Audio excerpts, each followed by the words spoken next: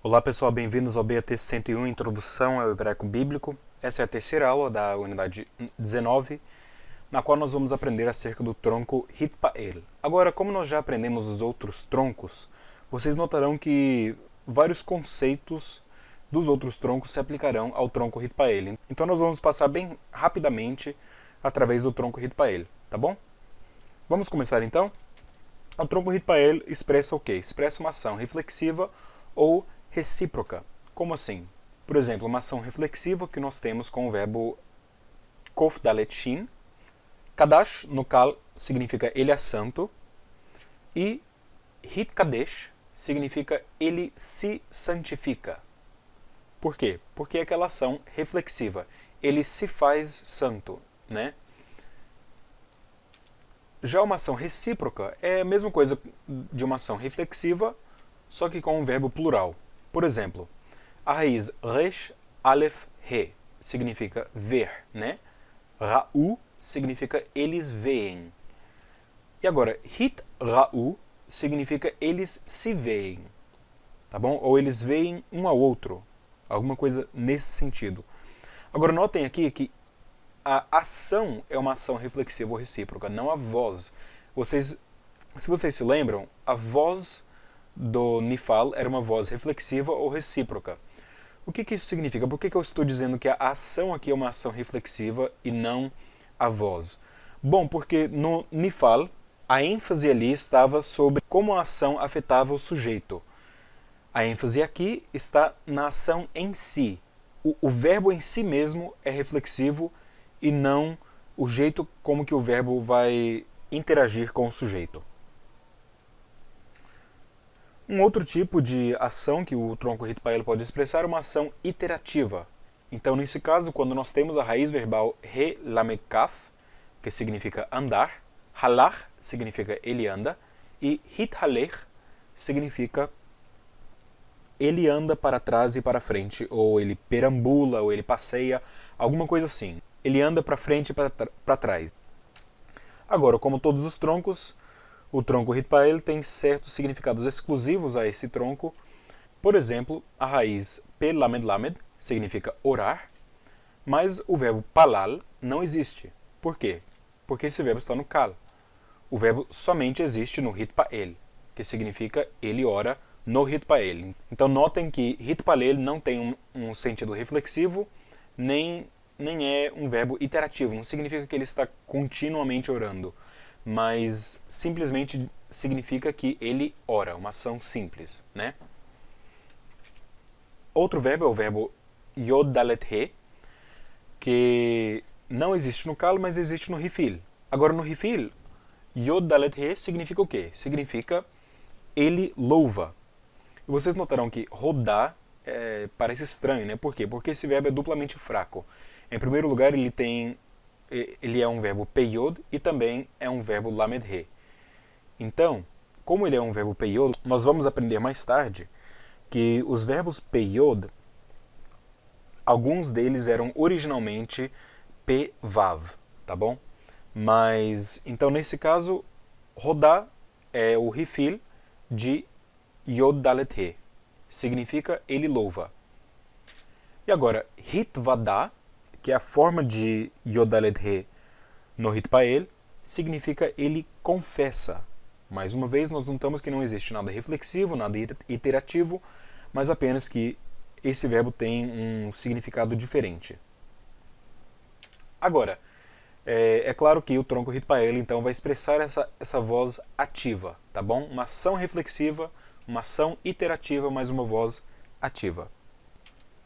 Agora, quanto à forma do tronco Hitpael, ele vai apresentar o prefixo hit, né? Então, na verdade, é o único tronco que apresenta duas consoantes que são prefixadas e o seguinte padrão vocálico.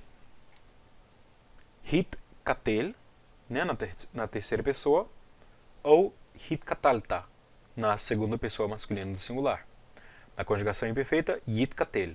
Mais uma vez, aquele prefixo da conjugação imperfeita vai tomar o lugar do re, porque o re é uma consoante fraca. E vocês notarão, então, como eu já disse, que a terceira pessoa da conjugação perfeita e toda conjugação imperfeita terão o mesmo padrão vocálico, a única coisa que muda então será o padrão vocálico da primeira e segunda pessoa, mas notem que basicamente o tronco Ritpael tem o mesmo padrão vocálico da conjugação imperfeita do tronco Piel, tá bom? A única coisa que muda é que quando nós tiramos esse primeiro prefixo, então, nós temos basicamente a conjugação imperfeita do tronco Piel. É claro, então, que essa segunda letra do prefixo será muito importante na hora de diagnosticar o verbo. Agora, antes de começar a ver os paradigmas, eu quero ver uma coisa com vocês. O tronco Ritpael apresenta um fenômeno interessante chamado metátese. O que é metátese? Vou dar uns exemplos aqui. No latim, nós temos a palavra semper. Semper, no português, é sempre, né? O que aconteceu aqui entre semper e sempre? Bom, a letra mudou de lugar. A letra R, que estava no final, na palavra no latim, veio aqui no meio, na palavra no português. Isso acontece muitas vezes em várias línguas diferentes, e até no português, por exemplo, quando você fala com alguém da roça, eu falo com meu avô, e ele diz iogurte em vez de iogurte. Ou ele diz satisfeito em vez de satisfeito, né? No português, esses usos são usos ilegítimos. Já no hebraico, não. No hebraico, a metátese é legítima no Ritpael. Mas isso não é com todas as raízes verbais, apenas com as raízes verbais que começam com consoantes sibilantes ou dentais. O que é uma consoante sibilante? Bom, eu vou mostrar aqui a vocês. As sibilantes simples são o samer, o shin e o sin. Por quê? Porque quando eu digo sibilante, eu estou falando de uma consoante, de onde a consoante é pronunciada, de como que ela é pronunciada, né? Então, sibilante, porque eu faço aquele meio assovio, né? Quando eu falo o S, ou o shin, sh, né? Ou samer, samer. Então, um exemplo disso é a palavra eshtamel. O que aconteceu aqui? A palavra trocou o lugar dessas duas consoantes. A consoante do prefixo, o tav, trocou de lugar com a consoante da raiz verbal, o shin. Então, nesse caso, a raiz dessa palavra aqui é shin, mem, resh. Como que eu vou traduzir esse verbo aqui? Eu me guardarei. Não sabemos porquê, mas basicamente no mundo antigo, para o judeu antigo, era difícil pronunciar o tav, que era parte do tronco do Ritpael, juntamente com uma sibilante. Por quê? Porque quando você pronuncia o T com S ali na frente da boca, né, fica difícil pronunciar as duas letras. Então eles pronunciavam, em vez de dizer et shamel, eles diziam eshtamel. Notem que o padrão vocálico continua o mesmo. Esse daguesh aqui não é um daguesh forte, é um daguesh lene. Por quê? Porque nós temos um sheva aqui. Então, o padrão vocálico continua o mesmo. A única coisa que acontece é que essas duas primeiras consoantes trocam de lugar. Agora, uma coisa mais estranha vai acontecer com o tzadi, que é uma sibilante enfática. Por quê? Porque é aquele som de S com uma força, né? Tzadi, tzadi, não é só s ou sh, é tza, tza, né? Então, nesse caso, quando eu tenho uma sibilante enfática, por exemplo, com o verbo tzadak, não só teremos a metátese, mas também teremos a transformação do tav em um tet. Estranho isso, né? Aquele tav que deveria estar aqui, não só trocou de lugar com o tzadi, mas também se transformou em um tet. Isso apenas acontecerá com o tzadi, não acontecerá com o shin, o sin ou samer. Então, nesse caso, a raiz aqui é tzadi, dalet, kof, que significa o quê? Ele é justo, né? Ou ser justo. Então, nesse caso, nitztadek significa nós nos justificaremos. E finalmente também a metástase acontecerá com as letras dentais. Por que dentais? Porque eu coloco a minha língua no dente para pronunciar cada uma dessas letras aqui. Tav, Tet, Dalet e também no hebraico antigo Zayin. Eles não diziam Zayin, mas Zayin. Quase como se fosse um D mais um Z. Não sei se vocês se lembram disso, mas logo na primeira aula eu disse que o Zayin era antigamente pronunciado Zayin. Tá bom? Então, nesse caso, nós temos, por exemplo, o verbo hamitahel. Hamitahel, vocês vão notar aqui, por causa desse mem, é um particípio. Esse ha é o artigo definido, nós notamos isso por causa do daguesh forte aqui. E a raiz será tet, re, reish. Agora, o que aconteceu aqui? O que aconteceu é que o tav, que normalmente nós veríamos aqui, né, no prefixo do tronco Hitpael, foi assimilado como um daguesh forte aqui no começo. Então, nesse caso, Hamitahel, nós sabemos que é do tronco Hitpael. Por quê? Porque nós vemos aquele daguesh aqui que representa, então, o tav do tronco Hitpael, do prefixo do tronco Hitpael.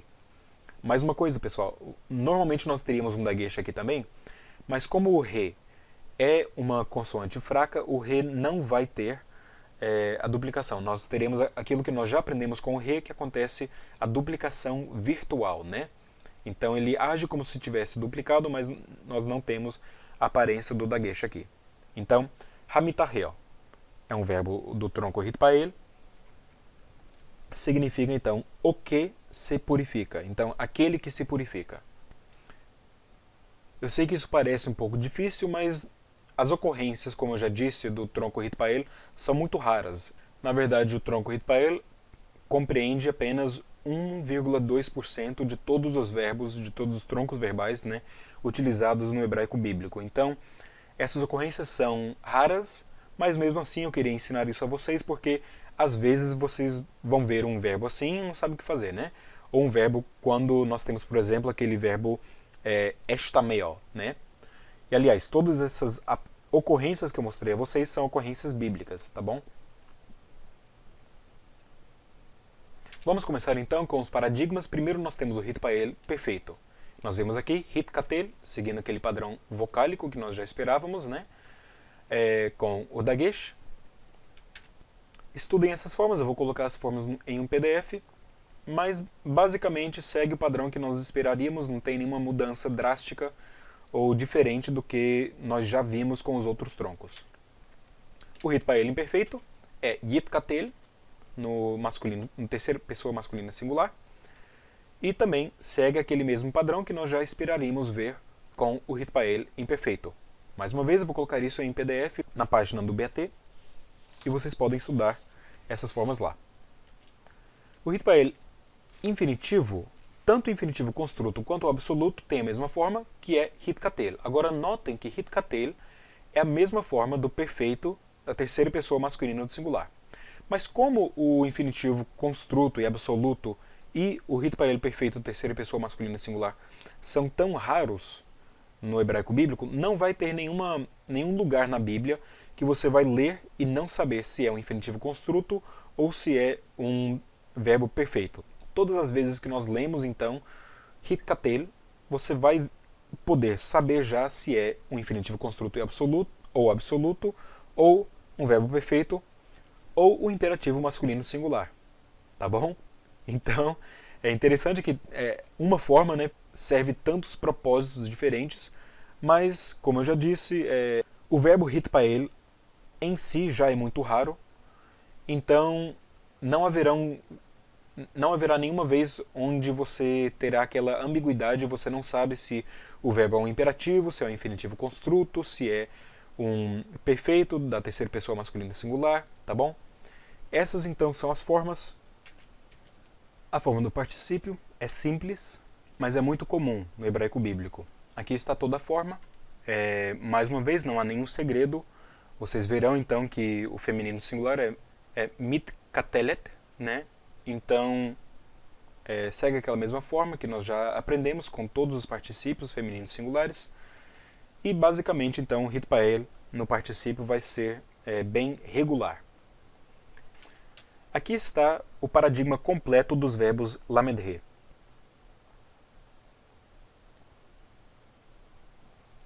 Vocês notarão então que mais uma vez não há nada diferente daquilo que nós já aprendemos. Por quê? Porque nós vemos aqui o segol he na terminação do verbo imperfeito, o kametz he na terminação do verbo perfeito, o tsere he na terminação do verbo imperativo, o infinitivo construto, mais uma vez, terminando com rolem vav tav. Nesse sentido, né, o verbo lamed he no hit pael é mais preciso do que o verbo forte. Por quê? Porque nós temos uma forma diferente para o infinitivo construto, para o imperativo e para o perfeito terceira pessoa masculino do singular, né? E também o particípio segue aquela forma que nós já esperaríamos ver. Pessoal, eu acabei de notar uma coisa. Eu não coloquei um dagesh aqui, aqui ou aqui. Vou consertar isso agora.